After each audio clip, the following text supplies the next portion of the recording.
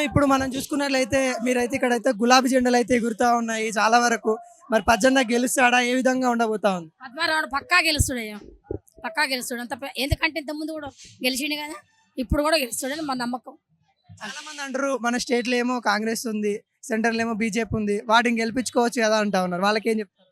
వాటిని గెలిపించుకోవచ్చు కదా అంటే ఎవరు గెలవాల్సి వస్తే వాళ్ళే గెలుతారు. మా ఏరియాకి మాకు పద్మారావు ఉన్నాడు, పద్మారావును గెలిపించుకుంటాము అంతవరకే. వాళ్ళు గెలవాలి వీళ్ళు గెలవాలంటే వాళ్ళు గెలుతారు నమ్మకం ఉంది కదా. నమ్మకం ఉన్నప్పుడు మా గురించి మాట్లాడాల్సిన అవసరం ఏముంది? ఏది రేషన్ కార్డులు అన్నాడు, రేషన్ కార్డులు లేవు, పత్తాలు లేవు. రేషన్ కార్డు గురించి అప్లై చేసినాము, రేషన్ కార్డులు లేవు.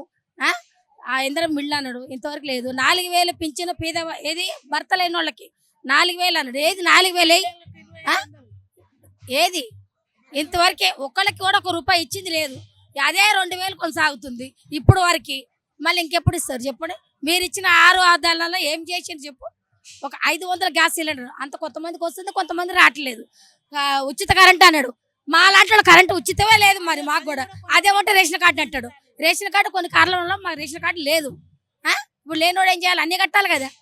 మళ్ళా కొంతమంది అంటారు మొన్ననే బీఆర్ఎస్ ఓడిపోయింది, మళ్ళీ ఎందుకు గెలిపించుకోవాలంటారు? ఎవరు గెలిపించుకుంటాం? మళ్ళా కేసీఆర్ రావాలా? ఎందుకు గెలిపించుకోవాలి అంటే కేసీఆర్ గారు చేపట్టినటువంటి అనేక సంక్షేమ కార్యక్రమాలు చాలా ఉన్నాయి. పేదవాళ్ళకి డబుల్ బెడ్రూమ్లు ఇచ్చిండు. ఇప్పుడు మన రేవంత్ రెడ్డి గారు అన్నారు కదా, 6 గ్యారెంటీలు ఇస్తాను అన్నాడు కదా. వైట్ రేషన్ కార్డు ఉన్న ప్రతి ఒక్కరికి కరెంటు బిల్లు మాఫీ అన్నాడు. 500-200 యూనిట్ల లోపు వాళ్ళకి అన్నాడు. ఎవరికి ఇచ్చిండు కరెంటు బిల్లు? ఎవరికి ఇస్తుండు? ఒక బస్సు పెట్టిండు, ఆ ఒక్క బస్సు ఒక్కటే మెయింటెనెన్స్ చేస్తుండు. ఇంకా ఏమి ఇచ్చిండు? గ్యాస్ 500 అన్నాడు, ఏ రోజు ఇచ్చిండు గ్యాస్? ప్రతి రేషన్ కార్డు ఉన్న వాళ్ళ ప్రతి ఒక్కరికి చేస్తా అన్నారు, గ్యారెంటీకి వర్తిస్తా అన్నారు. ఎవరికి వచ్చినాయి? ఎవరికి రాలేదు. కాబట్టి కేసీఆర్ గారిని మళ్ళీ గెలిపించుకుంటాము.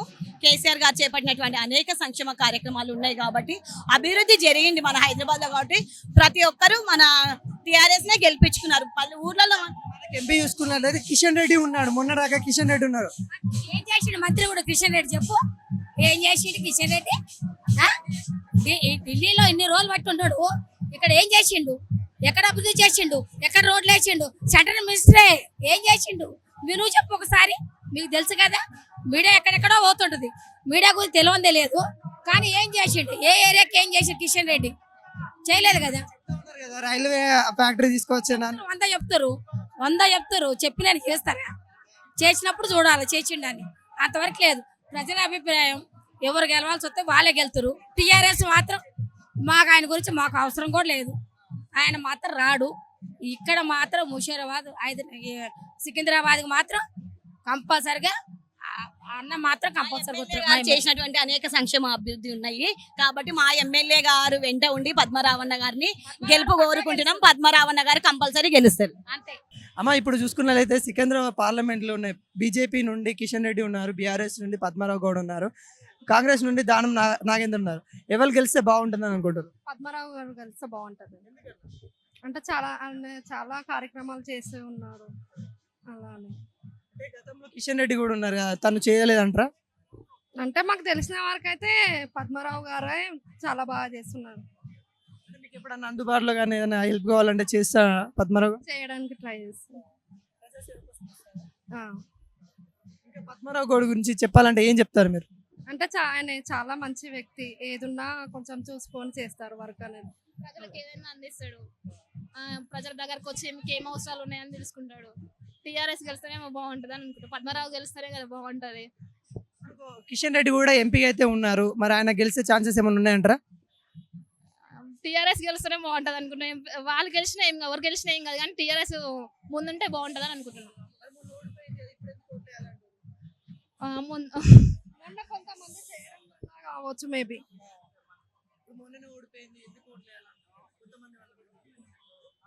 అంటే ఇక వాళ్ళ నిర్ణయాలు ఎలా ఉన్నాయో తెలియదు కదా. ఇక మా నిర్ణయం మాత్రము పద్మరావు గారికి, కేసీఆర్ గారికి, వాళ్ళకే. కేసీఆర్కే ఇష్టం, కానీ చాలా మంది అదే కాంగ్రెస్కి వేసారు, ప్రిఫరెన్స్ ఇచ్చారు. ఊర్లలో మాత్రమే ఏమో కాంగ్రెస్ కేసీఆర్. ఊకే కేసీఆర్ 10 years నుంచి కేసీఆర్ ఉండు, ఒక్కసారన్నా మారవాలని ఒకసారి కాంగ్రెస్ అని. ఏం చేయలేదు. ప్రజలకు మంచి డబుల్ బెడ్రూమ్ ఇచ్చిండు, పింఛన్లు ఇస్తుండు, మళ్ళీ రుణమాఫీ చేసిండు, రైతు బంధు ఇస్తుండు. ఇవన్నీ ఇచ్చినాక వాళ్ళని ఏమంటారు? ఇక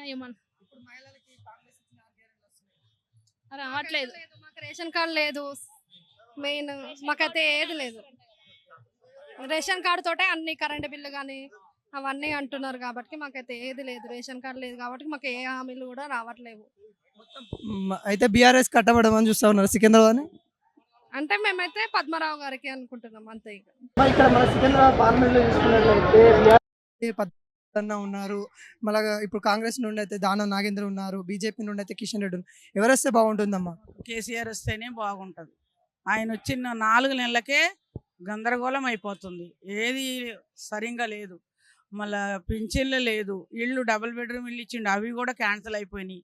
అన్ని కష్టమే అవుతుంది. మాకు కరెంటు ప్రాబ్లమే ఉంది, అన్ని ప్రాబ్లం ఉన్నాయి. మాకు కేసీఆరే కావాలి అంతే. మరి బీఆర్ఎస్ ని గెలిపించుకుంటారా పద్మారావు గౌడ్ని?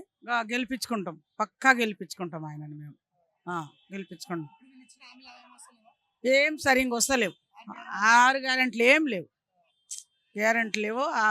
అవి ఏంటి మన అది గ్యాసు 500 దాంట్లో పడితే ఏం పడలేవు. పింఛన్లు అందరికీ ఇస్తామన్నాడు, అది ఇవ్వలేదు. అన్నీ అవుతాయి.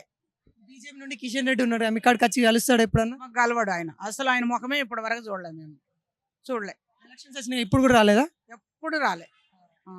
కాంగ్రెస్ ఆయన దానం నాగేంద్ర ఉన్నారు కదా, ఆయన ఎలాంటి వాడు? ఆయన అప్పట్లో మంచిగానే ఉన్నాడు, ఇప్పుడు వెళ్ళిపోయిండు. ఇక ఆయన అది మనకి సంబంధం లేదు అంతే. పద్మారావు గౌడ్ గురించి ఏం చెప్తారు మీరు? పద్మారావు గారు మంచివాడు, మంచి పనులు చేస్తాడు, పేదవాళ్ళని చూస్తాడు, అన్నీ చూస్తాడు. కాబట్టి ఆయన మళ్ళా కూడా ఆయననే వస్తాడు.